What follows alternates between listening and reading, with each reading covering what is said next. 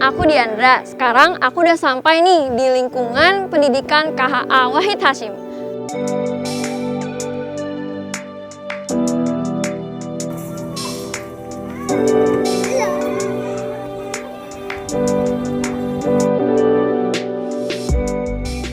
Sekarang aku dan teman-teman aku akan mewawancarai Ibu Sinta Nuria Wahid sebagai Ibu Bangsa. Nah, penasaran kan dengan keseruannya? Ayo ikut aku!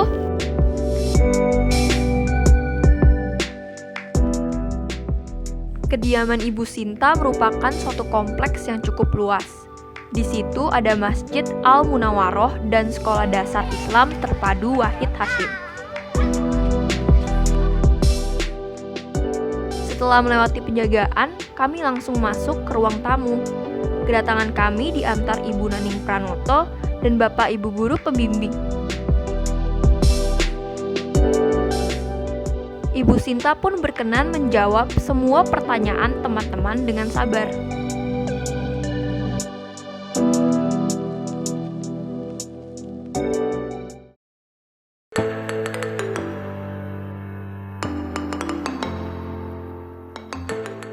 Semuanya mereka itu tinggal di Indonesia. Kalau mereka semua itu tinggal di Indonesia, berarti mereka itu saudara kita semua kan? Nah, untuk itu kita tidak hanya harus menyadarkan diri kita sendiri bahwa mereka itu saudara, tapi kita juga sudah diikat oleh semboyan kita, yaitu Bhinneka Tunggal Ika, berbeda-beda tapi satu. Jadi sebagai sesama saudara, kita harus bisa hidup saling menghormati, saling menghargai, saling memahami, saling tolong menolong. Itu artinya toleransi. Saling bisa menerima perbedaan itu dengan hati terbuka. Bahwa perbedaan itu bukan sesuatu yang harus dipertentangkan, tetapi justru perbedaan itu yang akan memperkaya diri kita, jiwa kita, pengalaman kita, bagaimana caranya kita bisa membangun sebuah negara yang baik dengan kondisi situasi yang berbeda-beda itu.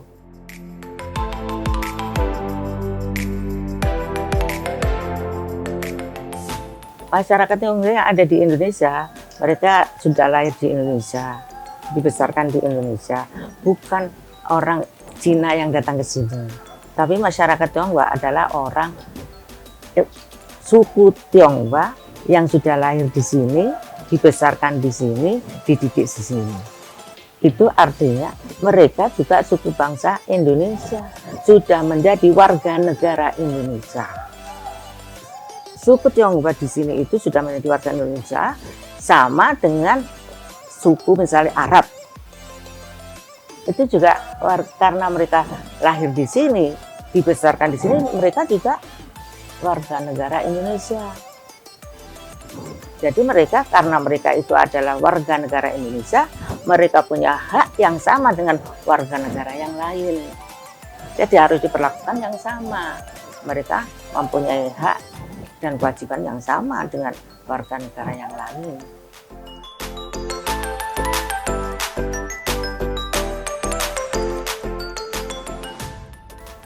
Ya, karena Gus Dur banyak membantu masyarakat Indonesia untuk mendapatkan hak-haknya kembali.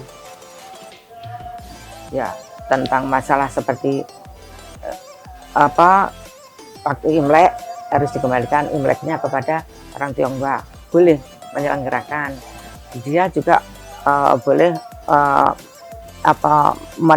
menunjukkan, mempersembahkan budayanya, tradisinya, yaitu dengan barongsai, liong, dan sebagainya, itu dibolehkan. Kemudian dia punya hak-hak yang lain sama dengan yang lain dari rakyat Indonesia, karena mereka sudah menjadi warga negara Indonesia.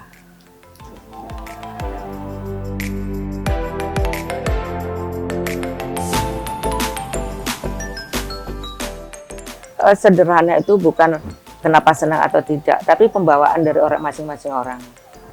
Dari ajaran agama, kalau kita bisa mempelajari semuanya itu dari ajaran agama, maka kita akan merasa nyaman kalau kita berada dalam kesederhanaan.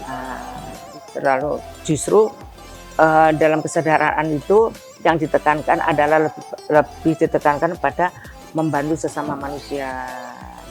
Karena di ajaran agama kita itu sebaik-baiknya orang adalah orang yang memberikan manfaat pada orang lain. Nah, jika bukan untuk dirinya sendiri yang dipikirin, tapi untuk kemaslahatan, untuk kesejahteraan orang lain, itu yang paling utama, paling baik.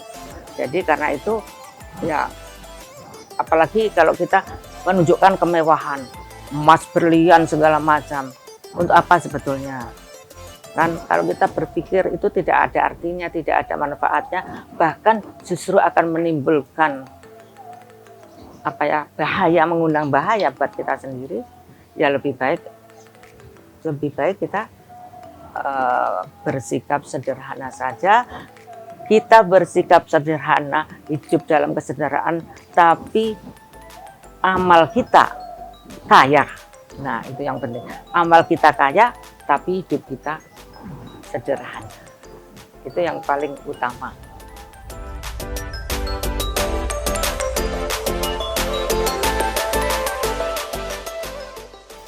Ya, semua generasi, setiap generasi itu ada positif dan ada negatifnya, ya sama semuanya. Semuanya ada positif, ada negatifnya. Seperti perkembangan IT, teknologi itu juga agak positifnya, agak negatifnya. Semuanya itu memang harus disikapi secara arif dan bijaksana. Orang tua memang dituntut untuk lebih arif dan bijaksana untuk mengarahkan anak-anaknya yang jangan sampai terbawa arus yang sebetulnya tidak baik. Banyak yang tidak baik memang. Ya, seperti harus menerima hoax, menerima medsos yang begitu isinya dan sebagainya. Peran orang tua adalah mengawasi anak-anaknya, jangan sampai menerima itu dengan penerimaan yang tidak baik. Itu harus dijelaskan. Seperti kami, kalau dan Gus Dur, kalau menghadapi anak-anak, misalnya anak itu, Pak saya mau ke sini, Bapak hanya mengatakan, kalau kamu mau ke utara, yang kamu jumpai adalah begini. Kamu ke selatan, yang kamu jumpai adalah begini. Kamu ke barat begini, kamu ke timur begini. Sekarang tinggal kamu yang menentukan sendiri mana yang tidak kamu pilih. Orang tua hanya sekedar mengarahkan. Semuanya itu butuh pengarahan dari orang tua. Baik generasi milenium atau generasi now dan yang pas sama saja. Semuanya harus ada bimbingan dari orang tua yang bijaksana. Dan guru-guru otomatis ya. Guru-guru otomatis ya. Orang tua itu adalah kalau di rumah, di sekolah adalah guru-guru.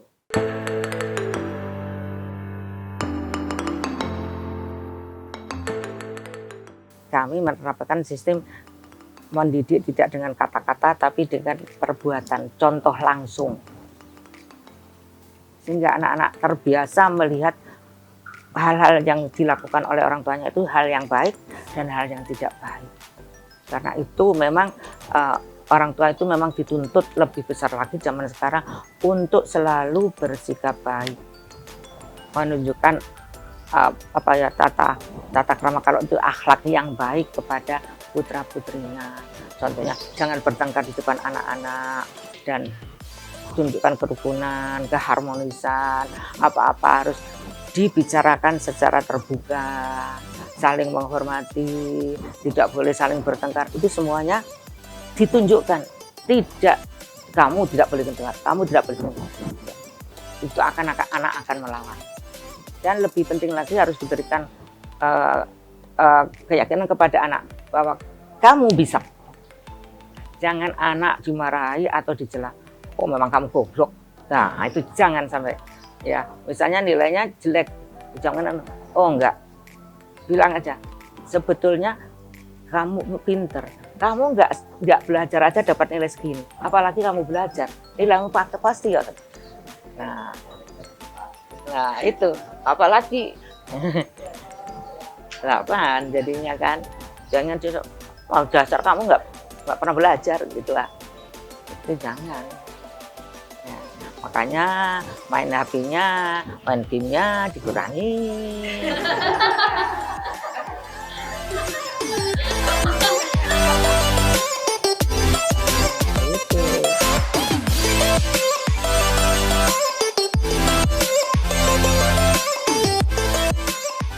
Saya rasa waktu jadi ibu negara ya nggak ada waktu luangnya ya. Paling-paling luangnya ya waktu salat, makan, tidur itu aja. Selebihnya mesti ada isinya. Kalau tidak menerima tamu, ada kegiatan resmi, ada kegiatan macam-macam. Jadi nggak ada waktu luang yang bisa kita nikmati bersama kecuali pada waktu makan bersama.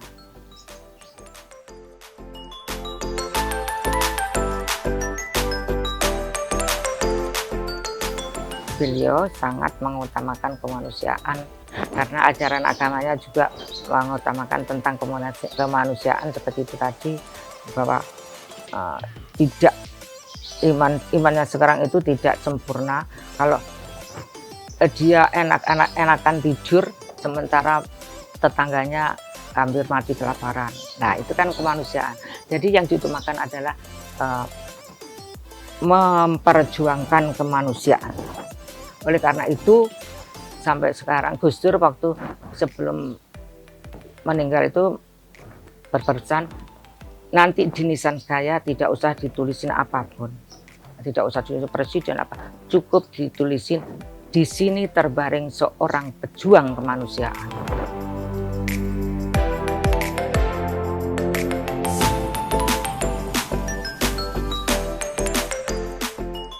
Tuhan menciptakan kita, artinya kita diberi kesempatan untuk hidup.